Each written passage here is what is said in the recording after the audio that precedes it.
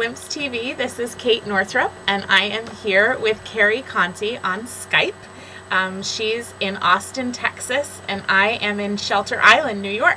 I'm sitting in this crazy, wacky attic at my girlfriend's house, and I'm so excited that tonight is the night that I'm watching my girlfriend's 5 kids, because today, Carrie and I are going to talk about conscious parenting, among other things.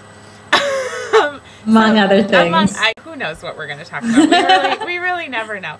But I got this really adorable email from Carrie a couple months ago, right after leaving Austin, Texas, and I went to her website and I just was like overcome. It's like the circles and bubbles when you come to your website are so much fun that and I was just like, oh, I want to see it immediately. So I read all about what you're doing, and what was so exciting in particular is something I haven't talked about a lot in my work yet, but is coming, is that the whole reason I even started investigating financial freedom for women is because my dream has always been to become financially free before having kids so that I can be a more conscious parent. So when I saw that that's what you teach, the parenting part, I was like, oh my God, this is so cool. I'm going to need this in, a few years. Yeah. So how did you get into it? Like, how would you describe your work and how did you get into it? Well, let's see. The way I tell the story is this is just kind of what I'm here to do. I have always loved babies and children since I was a little kid. And from the time I can remember, my birthday wish when they would say, blow out the candles, was to have a baby sibling.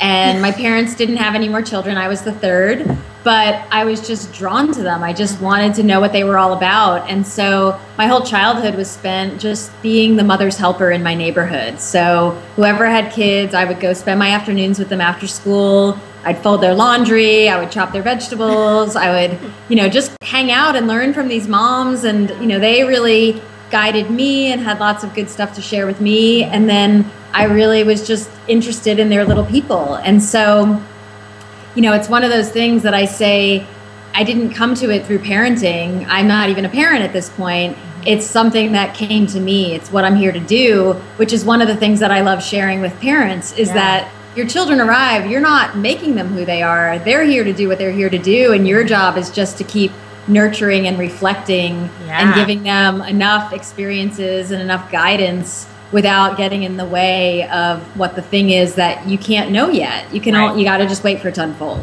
Right. Yeah. And I love that idea that, your children are the beings who they are, and they just happen to come through you. So you're just here to help them, I guess, right? Yeah. Well, the more I get into it, the more I realize it's sort of, yes, you're here to help them stay safe and to help them grow their physical body before they have the regulation to do it themselves. Right. But really, they're here to grow you. Yeah. So that they're really coming with a different wisdom and a different level of beingness. And if we can go and meet that, the real growth and expansion happens because they're going to grow no matter what. I mean, certainly they need certain things, but in a way, if we can keep I use the figure 8 symbol, the infinity symbol to say, the more you learn about parenting, the more you have to look at yourself and then you're back in and you're doing parenting a little differently, which is going to trigger things. And it's just this constant, dipping in and dipping out of them and self and other and self and other. Yeah. Wow. Yeah. And what is it like for you doing that work, not being a parent yourself at this point? Yeah, people kind of look at me like, what? I was actually surprised. I didn't realize that you didn't have kids. That's I love that. It's so not expected. I know. It's a funny thing because I always thought that's what I would do, and that just hasn't been how my path has unfolded. But what I actually love about it is that it allows me to stay connected to the child's perspective in a different way than if I had crossed the bridge into being a parent. And so, my work is about seeing what people are doing in all different ways. And by not having done it myself, I don't say, well, this is how you should do it, or this is the right way to do it, or, ooh, I screwed that up, so don't do that. I'm just like, I gather. Oh, that's interesting. Oh, okay, that works. That's not working. You seem to try this. So I'm just more the conduit, but then I also really hold the child's perspective and I'm able to really articulate that. When a mom's coming in and she's so frustrated, I can empathize and I can use my best therapy skills, but then I can also bring in, well, let's think about it from the child's perspective. What do you think's going on, and what do you think that's about? Which, you know, we've all been children. But we forget what that was like. Exactly. Yeah. Exactly. It's and like so crazy. It's really easy for me to stay connected to that. So cool. So cool. So what's one of the biggest questions that people ask you, or one of the biggest struggles that people have around parenting? I mean, I know that's a big general question, but are there some common themes that you see? Yeah, for sure. I mean, the main thing that people want to know is, you know, am I going to screw this up? There's just this anxiety of, this is important, this is big, like, wow, I have influence on this person and there's so much to it. I'm afraid that somehow I'm going to screw it up. Yeah. And, you know, my approach is to help people really pay attention to how they're taking care of themselves. So staying regulated, filling their cups, so that they can meet the person in front of them and then they'll know what to do. Yeah. And like, you know, and it goes hand in hand with learning about human development, because when you understand, oh, you're not crazy, you're not trying to make me feel insane, you're just growing. Right. You're just going through your own stuff, and I have to actually find a way to stay balanced so that you can resource off of me. You can find your ground through me. So that's the real work that I help people do, is really, how do you stay steady? How do you notice what your triggers are? How do you really ground into your own beingness so that your little person, who's this massive being in this little tiny body that's growing and changing and gets off balance very easily, can find that steadying through the parent. Yeah. And I mean, really what you're talking about just applies to anything. Exactly. I mean, who cares if you don't have kids? Like, you got to fill your own cup, and you have to do that in order to show up and be fully present with the person in front of you, or the work in front of you, or, you know, whatever it is. So I'm sure that people come for, you know, like anything, people come for one thing and end up leaving with something else. Right. Yeah. Yeah, absolutely. So, you know, the things they come for are, you know, my child's melting down and I don't understand what's going on, or my child's hitting or biting, or, I mean, things like, we're going through a divorce, how can we help our children with that? Or, you know, I'm going crazy, I don't really like being a mom, what do I do?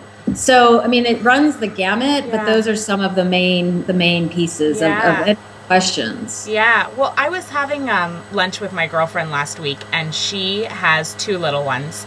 And she kind of, she got pregnant. She was married, but she got pregnant by, you know, as a surprise, and it wasn't the time that she planned. And it was really interesting just to hear her perspective. And I've heard this from many others, so it's not solely hers, that like, you know, they're not, you know, you're supposed to be so ecstatically happy and whatever, but it's so fucking hard. So, and it's culturally not that okay to just talk about, like, the fact that your life is over and how hard it is. Right. So what do you do with that when people come to you and they're like, I don't really like being a mom that much? No. I'll have weeks where there's 4 or 5 people that come just for that very reason. This is real. And, you know, first and foremost, I just acknowledge that's like, yes, you feel that way.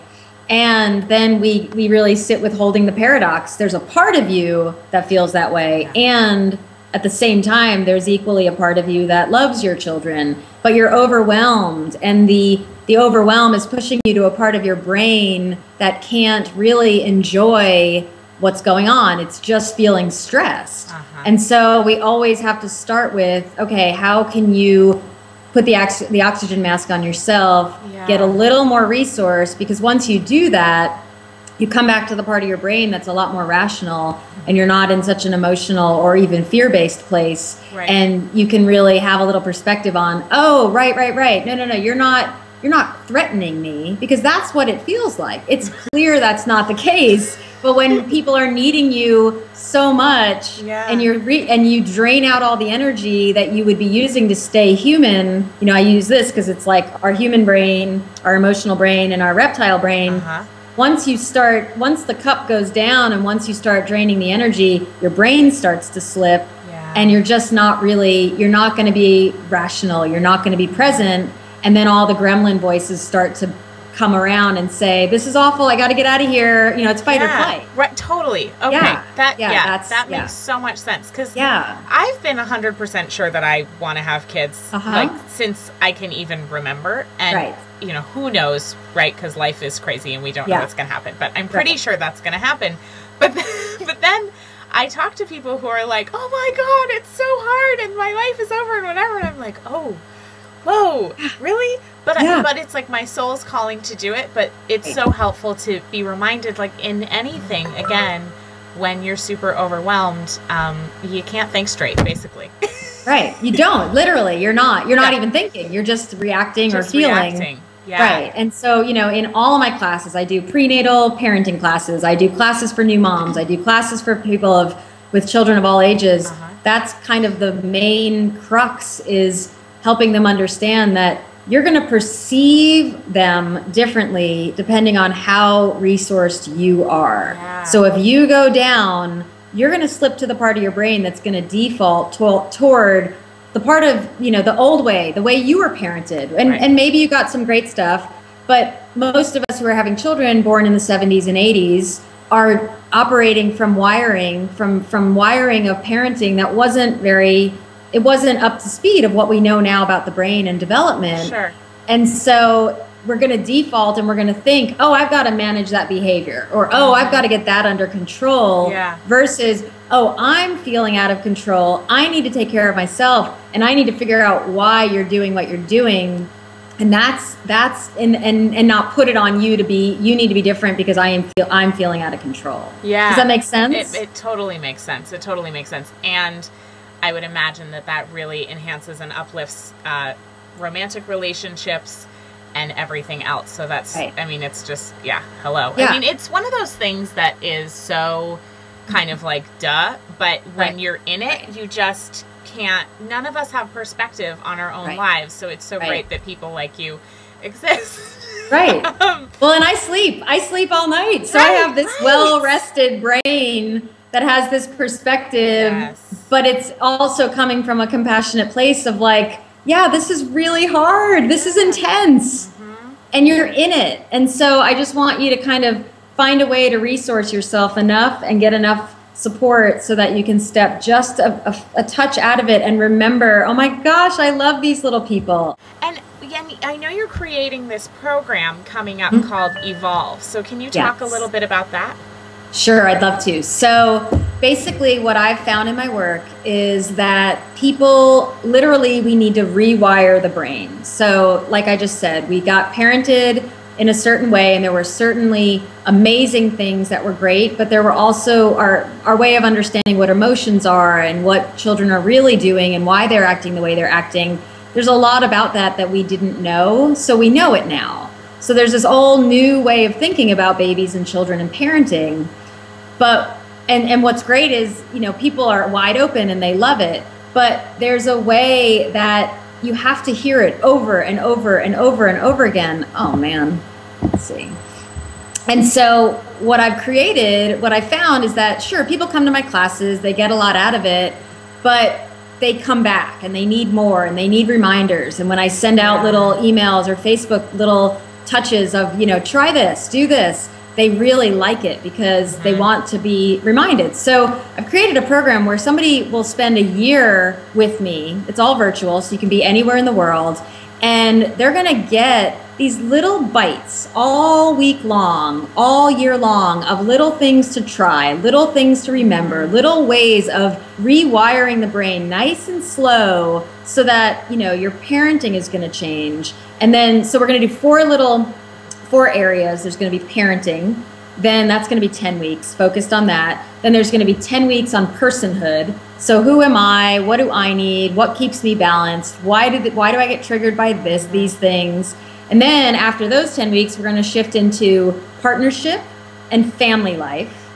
And then the last one, which is relevant to what you're doing, is prosperity. So there's personhood, parenting, personhood, partnership, and prosperity. And I feel like if people were to commit to a whole year, they're going to get so many bites and so many little goodies, and they're going to have so much time to really integrate the information that it's going to get in on a cellular level. So it's almost like hiring a personal trainer for a year and committing to an exercise program, and you're guaranteed that your body and your brain are going to change. And this is just more around your emotional health than your physical health. Beautiful. Oh, that's so cool. So there will be a link not behind the video, underneath. How about those prepositions? Underneath the video, so you can check out the program, whoever's watching. And for just like a specific question, I'm thinking of what would be one of those little tidbits that you might give to somebody that they could try immediately today if they have some little ones running around and they just want to implement something. Great, love it. One that I think is super important is realizing that sometimes when you're leaving the house, it's so easy because your brain knows 5 steps ahead of where you're going, but your little people, they're not in your brain. And on top of that, when they're in the moment, they're in the moment. Yeah. So, you know, when we say, okay, get your shoes on, we got to go, and they don't do anything, and then you're like, no, I know, come on, we got to go, and they're still not doing anything, and then you walk over and you go, come on, we need to go, and maybe that either makes them dig their heels in more, or maybe it gets them going. They're not with you, so you have to get in connection first. And one of my teachers says you've got to mount the moving horse. So, you know, if you know you have to leave the house and you know that's tricky for you and your kids, you take the time to get yourself ready. And when you're ready and you're ready to be connected, then you go over and you say, wow, you're playing with your blocks. That looks awesome. Here, you know what? We have time, and you're making eye contact and you might be touching them. Hey, let's make another tower. Oh, look at that. That's amazing. And hey, we got to go. So I am going to, I'm going to put your shoes on. I'm going to put your shoes on. And you know what? We are going to see something really special when we get in the car. And so you've slowed yourself down, you've connected, and then you've made it fun. And even though you're spending time in both situations, you're probably going to spend a little less time and a lot less energy by putting the energy into connection than by saying, come on, we got to go. And then it gets into a tussle and they're going, no, I'm not going to go. And you're going, come on, why can't we do this? And it happens all the time. But if you can just, you know, slow down, connect, and then enjoy, if you could just take that throughout everything you do, that will change family life. Wow. No, that's profound. It's cool. so simple, but it's so profound. Simple. I mean, I really could feel that whole scenario. And again, like I could feel how I could apply that to my relationship with my boyfriend. Everything. Yeah. Like, I'm like, I know. oh. Yeah. Yeah. Yeah. Yeah, this is humanhood. My real passion is humanhood, not just parenting, but that's just the route in, because it is. This stuff applies to every relationship, everything. Yeah. So, I mean, I use it with my parents. Oh, I'm sure. Everybody. Right, everybody. Yeah. I mean, who does not love to be engaged with and to have somebody be present with them, and it's great. It's so great. Okay, so my last question is going to be, when do you feel the most free in your own life and in your work or whenever? When I feel the most free, I play the drums in a band. Oh, nice. Yeah, and so I would say when we're up on stage, we don't play a lot, but I've been playing since that's my other thing. So it was babies and drums, and it was this feeling of like, I'm here to do this. Yeah. And I don't play a ton, but when we are up on stage and we're just rocking out, it is total bliss and freedom and profound joy. And I just sit there and my head is going and I'm smiling, and people are like, you are such a fun drummer to watch because you're happy. And it's because I am free and I am like addicted to freedom. I love it. And that's so good. What I want for everybody. I want everybody to know what's possible as humans and the freedom that's possible for all of us to get out of our crazy talk that really slows us down from loving and connecting with each other. Absolutely. Absolutely. Oh, it's such a pleasure to talk to you. You too. I just want to get you. Well, I can't way to meet in person and hopefully come see you play the drums. Yes, definitely. So go visit Carrie at carriecontey.com, CarrieContey. And are you at Carrie Contey on Twitter? Yes, I am Carrie Contey PhD on Twitter. Thank you, Carrie Contey PhD. And all of that you can see, Facebook, Twitter. Yeah, come play with me. I love friends. I want everybody just to get on board. Check out the Evolve program, and have a beautiful holiday, and we'll talk soon. For sure. Mwah!